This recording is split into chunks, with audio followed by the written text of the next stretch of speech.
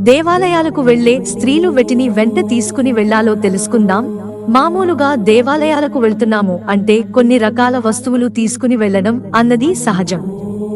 దేవాలయాలకు వెళ్లేటప్పుడు మామూలుగా కొబ్బరికాయ, పూలు, పండ్లు, అగరత్తులు గుర్తుకు వస్తూ ఉంటాయి.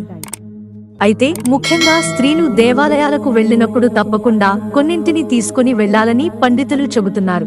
అవేంటో ఇప్పుడు మనం తెలుసుకుందాం.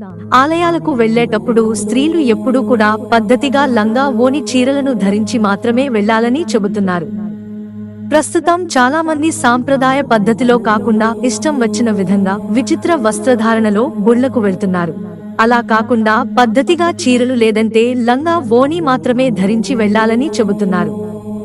అదే విధంగా ఆలయానికి వెళ్లేటప్పుడు మహిళలు తప్పనిసరిగా సింధూరం బొట్టు పెట్టుకుని వెళ్లాలట.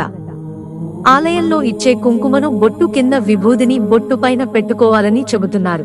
వినాయకుడి గుడికి వెళ్లే మహిళలు ఆలయానికి వెళ్లేటప్పుడు వారితో పాటుగా కొంచెం గరికను తీసుకుని వెళ్లాలని చెబుతున్నారు. శివాలయానికి వెళ్లేవారు బిల్వపత్రాలు తీసుకుని శివుడికి సమర్పించాలని చెబుతున్నారు. విష్ణువు ఆలయాలకు వెళ్లే స్త్రీలు తులసి మాలతో వెళ్లాలట. ఆంజనేయ స్వామి ఆలయానికి వెళ్లేవారు వెన్న తీసుకుని వెళ్లాలని చెబుతున్నారు. ఏదైనా అమ్మవారి ఆలయానికి వెళ్లేటప్పుడు పసుపు, కుంకుమ రంగులు కలిగిన పువ్వులతో పాటు పసుపు, కుంకుమను కూడా తీసుకుని వెళ్లాలని పండితులు చెబుతున్నారు. మనం ఏ ఆలయానికి వెళ్తామో ఆ ఆలయంలో ఆ దేవుడికి సంబంధించినవి, ఇష్టమైన వాటిని మనతో పాటు తీసుకుని వెళ్లాలని పండితులు సూచిస్తున్నారు. మిత్రులారా, ఛానల్ సబ్స్క్రైబ్ చేసుకోవడం మర్చిపోకండి. ధన్యవాదాలు.